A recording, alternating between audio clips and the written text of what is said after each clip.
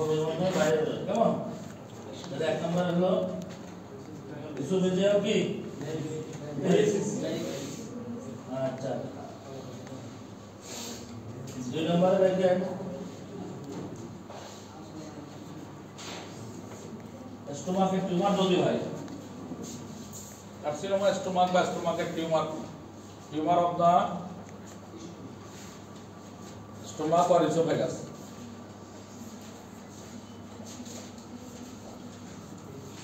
পাকস্থলী অথবা অন্ননালীতে যদি কোনো কি থাকে, টিউমার থাকে, তার কারণে ভবিষ্যতে রক্ত যাইতে পারে।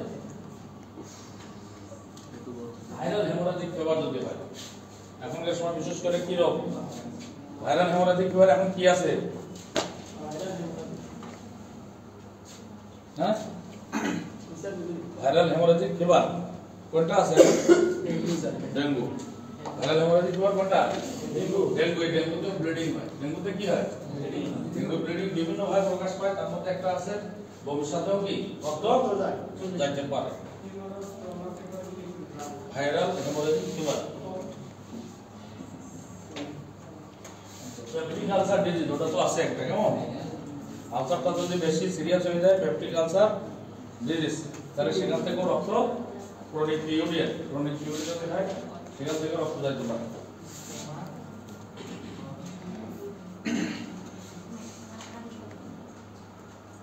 স্টোমাকে যদি ইরোশন হয়, তাহলে সেক্ষেত্রে রক্ত যাইতে পারে।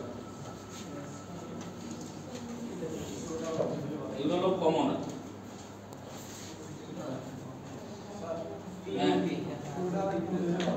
আসলে আইপ্রোজেনিক ইনজুরি হয়, তার কারণে রক্ত কমে যেতে পারে।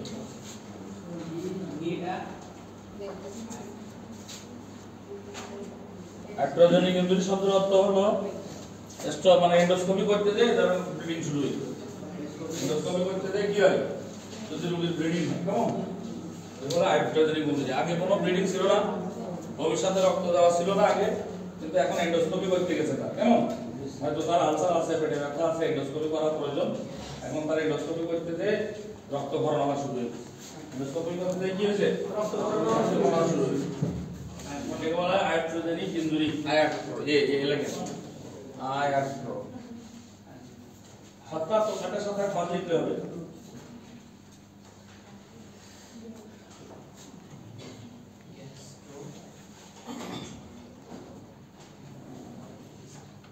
ক্রনিক ভাইরাল হেপাটাইটিস যাদের হয় তাদের ক্ষেত্রে হতে পারে। ক্রনিক হেপাটাইটিস, ভাইরাল হেপাটাইটিস যাদের হয় তাদের ক্ষেত্রে কি? মানে মূলত কিন্তু লিভার সিরোসিস, অর্থাৎ আমরা যে ইসোফেজিয়াল ভ্যারিক্স বলছি, কেমন? ইসোফেজিয়াল ভ্যারিক্স বলতে এখানে মূলত লিভার সিরোসিস অফ লিভার, পুরো কথাটা লিখি। এখানে লিখতে হবে যে সিরোসিস অফ লিভার। লিভার সিরোসিসের নাম শুনছেন নি?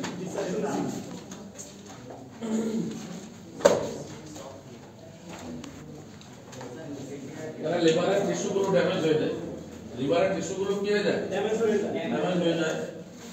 তখন লিভারের যে কাজগুলো কিছু করতে পারে না। লিভারের যে কাজগুলো ছিল সে আর কি করতে পারে না। লিভারে রক্ত বন্ধ হওয়ার জন্য যে সকল ফ্যাক্টর তৈরি করে, এই ফ্যাক্টরগুলো আর তৈরি হয় না। K dependent, vitamin K dependent, protein factor তৈরি হয় না, তখন রক্ত দেওয়া শুরু হয়, কেমন? Cirrhosis of liver.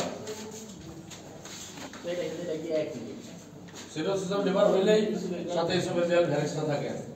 ওই হিসাবে সিরোসিস অফ লিভার হলে কি হয়? ইসোফেজিয়াল ভ্যারিক্সটা দেখা যায়। তাহলে এই হলো আমাদের মূলত কারণ আর কি, যে বমির সাথে রক্ত দেওয়ার কারণ। এখন আসেন পায়খানার সাথে এটাকে, আচ্ছা বমির সাথে রক্ত দেওয়ার কারণের মধ্যে আপার জিআই ব্লিডিং বলে, এটাকে কি বলা হয়? আপার জিআই ব্লিডিং, অর্থাৎ কজগুলো সব দেখা যায় আপার গ্যাস্ট্রোইন্টেস্টাইনাল ট্র্যাক্টের কজ। সব কিসের কজ? ইসোফেগাসের কজ অথবা স্টোমাকের কজ। কথা বোঝা গেছে? এজন্য এদের নাম দিয়েছে কি আপার জিআই ব্লিডিং, কেমন? আচ্ছা এখন আরেকটা আসেন যে কজে জব মেলে না, এটাও পাশাপাশি হেমাটাইমেসিসের কজগুলোই মেলে, কজগুলো পাশাপাশি, কেমন? আচ্ছা এগুলো একবার দেখেন, ইসোফেজিয়াল ভ্যারিক্স অথবা সিরোসিস অফ লিভার। আমরা বললাম যে লিভারে যদি হেপাটাইটিস রোগ হয়, কি হয়? হেপাটাইটিস সিরোসিসটা অনেক দিন পরে, দীর্ঘদিন ধরে হয়, সাধারণত হেপাটাইটিস বি এবং সি, তাদের ক্ষেত্রে হেপাটাইটিস বি এবং কি আছে, সি ভাইরাস অ্যাটাক করে। কেমন? তারা যে লিভারের যে টিস্যুগুলো আছে এগুলোকে ক্ষতি করে, ড্যামেজ করে। লিভারের টিস্যুগুলো কি করে? ড্যামেজ করে। তো লিভারের টিস্যুগুলো আস্তে আস্তে ড্যামেজ হতে হতে লিভারটা একদম ছোট হয়ে যায়। লিভারটা কি হয়ে যায়? টিস্যু প্যারেনকাইমা যেগুলো এগুলো সব নষ্ট হয়ে যায়। তো লিভারের যত কাজ আছে, লিভারের ফাংশন গুলো সব ড্যামেজ হয়। লিভারের ফাংশন গুলো কি হয়? লিভারের ফাংশন কি? যত খাবার আছে সবগুলো মেটাবলিজম করে, তারপরে প্রোটিন ফ্যাক্টর তৈরি করে, কত কিছু আছে না, বডির ইমিউনিটি সবগুলো দেখা যায় আস্তে আস্তে এগুলো সব লস হতে থাকে। এগুলো সব কি হতে থাকে?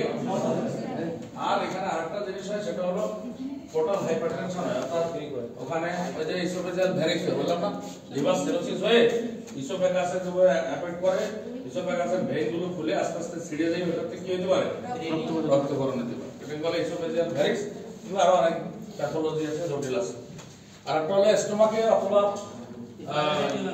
ইসোফেগাসে যদি কোনো টিউমার থাকে, তাহলে তার কারণে ভবিষ্যতে কি যেতে পারে? রক্ত যেতে পারে। ভাইরাল হেমোরাজিক ফিভার, ভাইরাল কি? ভাইরাল হেমোরাজিক ফিভার, যাদের ক্ষেত্রে বললাম না কিছু কিছু ভাইরাস আছে যারা বডিতে ভাইরাল হেমোরাজিক ফিভার করে। অর্থাৎ জ্বর হয়, সাথে সাথে রক্তক্ষরণও, যেমন ডেঙ্গু। যেমন কি? ডেঙ্গু হলে তার শরীরের বিভিন্ন স্থান দিয়ে রক্ত যাইতে পারে, যেমন নাক দিয়ে যাইতে পারে, কেমন বমির সাথে যাইতে পারে, পায়খানার সাথে যাইতে পারে, এরপরে স্কিনে প্রকাশ পায়।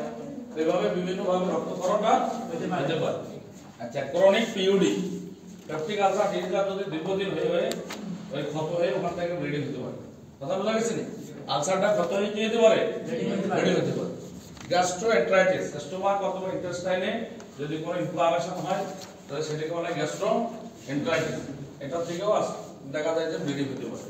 আর একটা হলো হাইড্রোজেনিক ইনজুরি, নিজে নিজে কোনো বমি মানে রক্ত যায় মানে ছিল না, কিন্তু এখন এন্ডোস্কোপি অথবা কিছু একটা করতে যে ভিতর থেকে ব্লিডিং শুরু হয়, একে বলা হয় কি? হাইড্রোজেনিক ইনজুরি, নিজে নিজে করা। কেমন? এই হলো আমাদের মূলত। আরো অনেক ভাগ আছে হেমাটোমাইসিসে, ওটা হেমোপ্টাইটিস, ওটা আলাদা। আশির সাথে রক্ত যায়, ওটা কি? হেমোপ্টাইটিস, ওটাকে বলা হয় কি? হেমোপ্টাইটিস। কথা বলে গেছে? একটা হলো হেমোপ্টাইটিস, একটা হলো কি? হেমাটোমাইসিস। আচ্ছা, এখন আসেন মেলেরিয়ার কজগুলো কি কি বসে যাচ্ছে। পায়খানার সাথে কালো রক্ত দেওয়ার কারণগুলো কি? এটাও এই পাশাপাশি কারণ।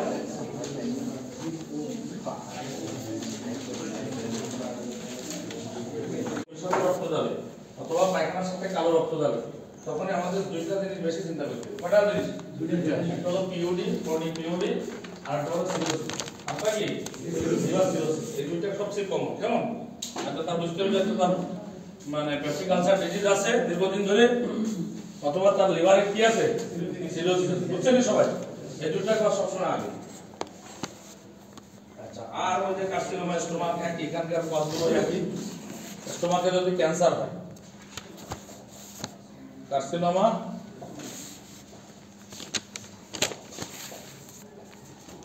স্টোমাক, পায়খানার সাথে তাজা রক্ত দেওয়া, এগুলো কিন্তু ভিন্ন জিনিস। কথাটা বোঝা গেছে নি? একটা হলো হেমাটোকেজিয়া, আর একটা হলো মেলেনা। পার্থক্য আছে কিন্তু। মেলেনা মানে কালো রক্ত দেয়, হেমাটোকেজিয়া মানে ফ্রেশ রক্ত দেয়।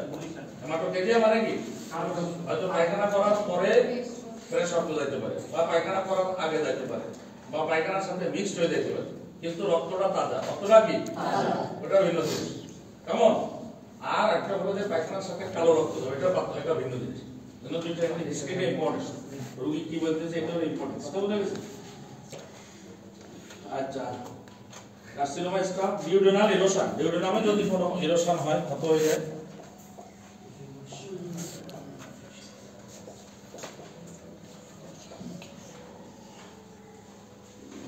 Duodenal erosion.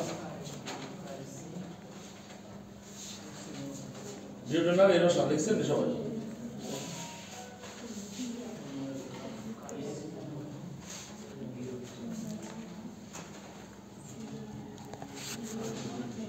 তারপরে ওই যে এনএসআইডি, গ্যাস্ট্রিক ইরোশন যদি হয় সেটার কারণে হতে পারে।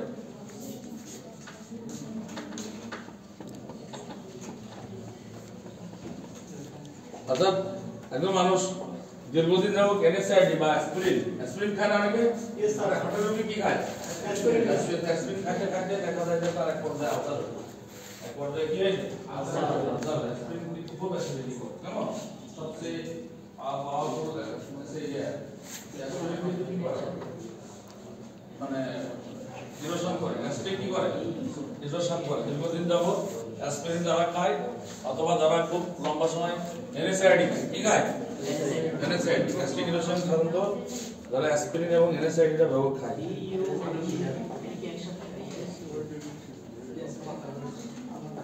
এই গ্যাস্ট্রিক ইরিটেশনের সাথে এগুলোই গ্যাস্ট্রিক ইরিটেশন বলতে পাকস্থলীতে ক্ষত হয়ে যাওয়া। এই পাকস্থলীতে কি হয়ে যাওয়া? যারা পাকস্থলীতে দীর্ঘদিন এনএসআইডি খাইতে খাইতে অথবা অ্যাসপিরিন খাইতে খাইতে তার পাকস্থলীতে কি হয়ে যায়?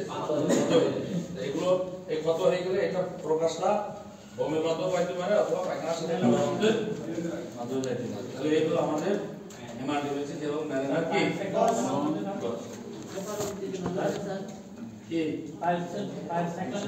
ওটা তো বললাম যে প্রতিদিন ফ্রেশ রক্ত পাইলস মানে কি রক্ত যাবে? পাইলস না বা ক্যান্সার ও পায়খানা রাস্তায় কেমন ব্লড ক্যান্সার বা রেকটাল কার্সিনোমা পায়খানা রাস্তায় ক্যান্সার আছে কোলন ক্যান্সার অথবা রেকটাল কার্সিনোমা যদি হয় কেমন এনএসআইডি হচ্ছে নন স্টেরয়েড ইনফ্লামেটরি এই পেইন কিলার এনএসআইডি মানে কি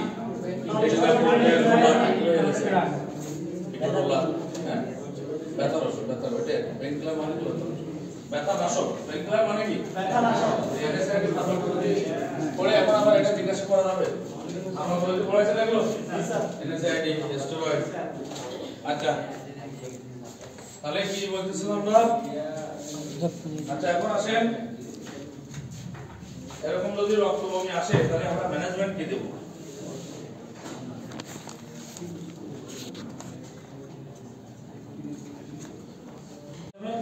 আর আমরা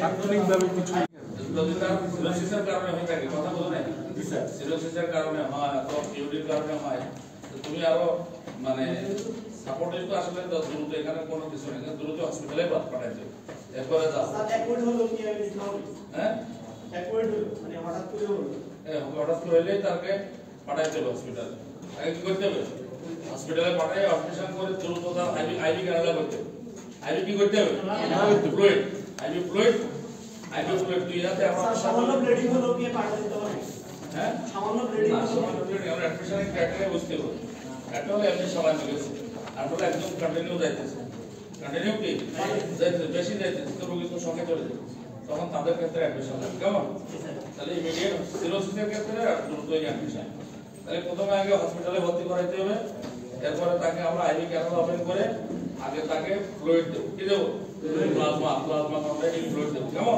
প্লাজমা কন্ট্রোল এগুলো কেন এই কোনো কিছু নরমাল হয় না ডিএনএস না কেমন এখানে এটা একটা সলিউশন অথবা প্লাজমা কন্টেইনিং ফ্লুইড আর তাকে ব্লাড গ্রুপিং করব কি করব ব্লাড গ্রুপিং করে দ্রুত তার ব্লাড দেওয়ার ব্যবস্থা করব এই কি স্যার হার্ট কি বলছেন হ্যাঁ হার্ট প্লাজমা সল এগুলো দেব কেমন জি স্যার এরপরে আর রোগীর আমরা হিমোগ্লোবিন দেখবো পালস দেখবো প্রেসার দেখবো এগুলো সব স্টেবল আছে কিনা এরপরে আমরা রোগীকে মেন এখানে হলো আমরা একটা ইনজেক্টেবল ট্রানএক্সামিক অ্যাসিড দিল সাপোর্টিভ হিসেবে কথা বোঝা গেছে কিন্তু ব্লিডিংটা সোর্স খুঁজতে ব্লিডিং এর কি খুঁজতে সোর্স জন্য তাকে একটু স্যালাইন বা এগুলো দিয়ে ব্লাড দেওয়ার পরে রোগী একটু স্টেবল হলে এরপর তাকে এন্ডোস্কোপি দিতে হবে কি দেখতে হবে এন্ডোস্কোপি করে দেখতে হবে যে সোর্সটা কোথায় কোথেকে ব্লিডিংটা তখন ওখানে স্টপ করে দিতে হবে ওখানে মানে এন্ডোস্কোপি করতে যেই কি হবে